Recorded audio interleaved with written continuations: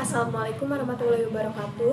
Saya Salsabila Asanul Latifah dari semester 3A akan mereview mata kuliah Hukum Administrasi Negara pada tanggal 23 September 2021 dengan dosen pengampu Bapak Dr. Haji Dedi Mulyadi SHMH dan asisten dosen Bapak Dr. Emredi Aridayandi SHMH. Yang pertama ada pengertian HAN.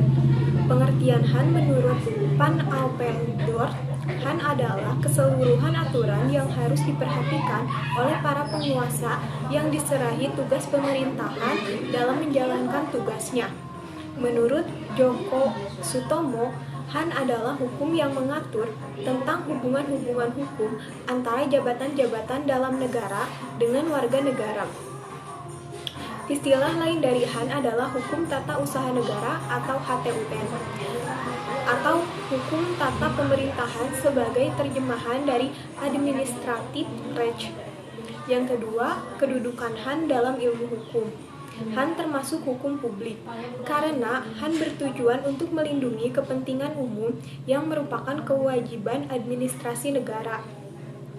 Yang ketiga, Hukum Administrasi Negara atau Eropa Kontinental. Menurut Willem Koning-Lenboom, HAN adalah kumpulan peraturan yang mengatur tentang seluk-beluk atau hal ihwal kehidupan lembaga eksekutif. Definisi tersebut mengandung 3 unsur, yaitu yang pertama, kumpulan peraturan hukum, yang kedua, hal ihwal kehidupan lembaga eksekutif, yang ketiga, seluk-beluk ini hanya dititik beratkan pada lembaga eksekutif.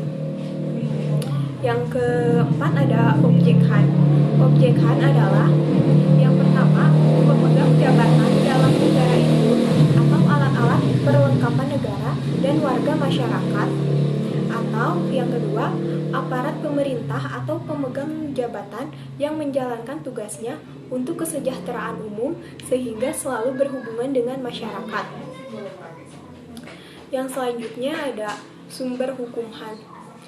Sumber hukum formal HAN adalah yang pertama ada undang-undang, yang kedua praktek administrasi negara atau konvensi administrasi negara sebagai kebiasaan dalam praktek, yang ketiga jurisprudensi, dan yang keempat doktrin atau pendapat para pakar hukum terkemuka, dan yang terakhir administrasi negara.